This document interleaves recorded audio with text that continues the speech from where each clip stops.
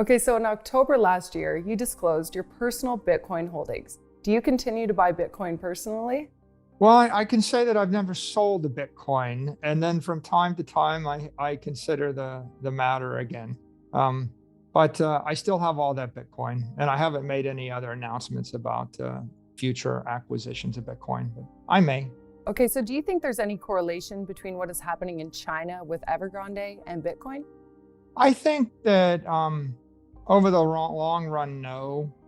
Uh, right now, Evergrande's got a bunch of debt, and they probably can't pay it all back. So there's, I don't know, I guess a lot of short-term dislocation in the markets. But I mean, the big idea or the most important point to be made here is that most corporations' balance sheets are composed of cash and credit, and cash is crumbling and credit is crumbling. Cash is losing 15 to 20% of its value every year. And credit is like a bond. And if those bonds are yielding 2 or 3 or 4% interest, then they have a 2% default risk. And if they're losing 15% of their purchasing power every year, then you can see the negative real yields on credit are minus 15%. And the negative real yields on cash are minus 15%. So, I think that the most important idea is that corporations would do well to actually convert their cash and credit into Bitcoin. And that's what we've done. We saw a price movement this week that coincides with ongoing concerns with Evergrande. Do you think there's a direct correlation between Evergrande and Bitcoin price action? I'm not a trader. So like the truth is, I'm not buying Bitcoin to trade it every minute or every hour or every day. I'm buying it to hold it for a decade, between a decade and 100 years. So yeah, I mean, the price changes every minute, and it changes every minute based upon what the Federal Reserve says, or what the White House says, or what the Chinese government says, and the like. But I don't have a particular opinion one way or the other. And I don't think that people should really focus upon near-term dislocations when they're investing in Bitcoin. If you're not going to hold Bitcoin for 10 years, you probably shouldn't buy it for 10 minutes, in my opinion, because it is volatile, right? The markets are trading 24/7, 365, and Bitcoin is plugged into the other crypto markets, and the other crypto markets have huge amounts of leverage in them.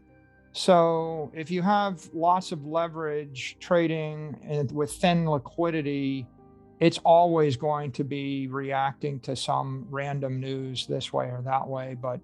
But I think it would be a mistake to attempt to correlate a positive or a negative to something, because that's a kind of a trader's mentality. And I think 99% of the people aren't really equipped to be traders. It's a very dangerous game and induces great deals of anxiety. Yeah, makes sense.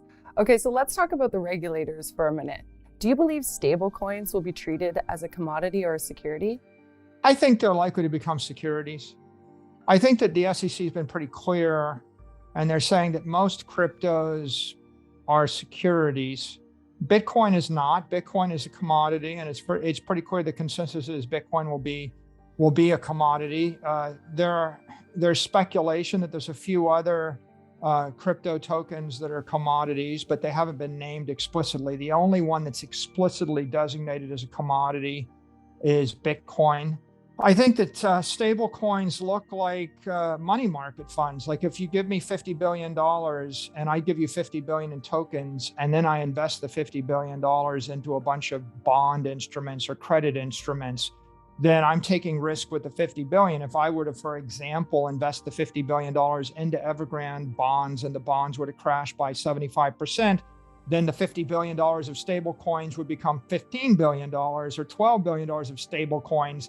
And so the SEC and the regulators have a point, which is when you're buying a stable coin, you're probably you're entering into an investment contract, and there is risk. And that means that you would want to know how that capital is invested. If I gave you 50 billion and you put it into a bank account yielding 0% interest in US dollars, that's a much less risky asset or balance sheet than if I took the same 50 billion and bought GameStop. I mean, you could do anything in between. So yeah, I think that they will be deemed as securities, especially the centralized ones. Okay, so from our research, at one time you were a Bitcoin skeptic, and now you are an investor and advocate for Bitcoin.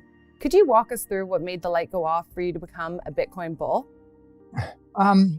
Yeah, I think that is such a radical new idea that unless you have a need for the solution and you have a lot of time to spend to understand how Bitcoin works, it's easy to brush it off or arm wave it off. The thing that caused me to embrace Bitcoin was in March of 2020, the global economy came to a grinding halt, and it was pretty clear to me that the world wasn't going to just bounce back to the same thing that it had been 15 days later.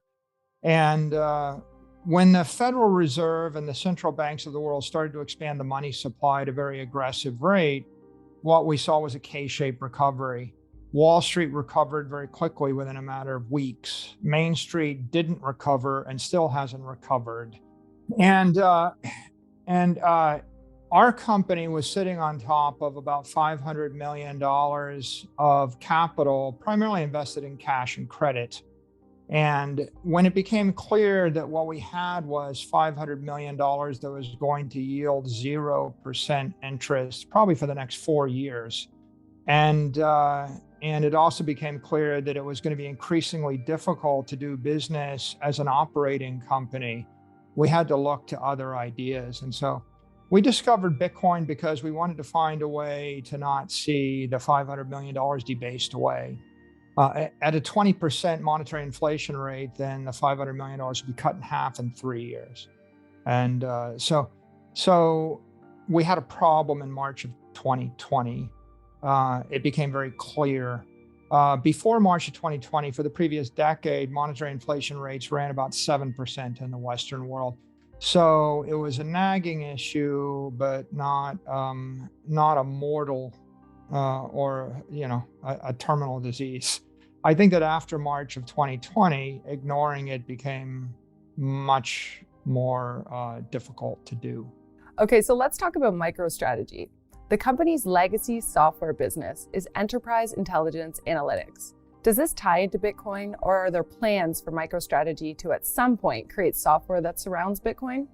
We always think about these things. About a year ago, we had a $500 million business growing about 0% a year, and we had a $500 million balance sheet paying 0% interest. And then we got into Bitcoin, and that $500 million balance sheet paying 0% interest became a $5 billion balance sheet growing much faster.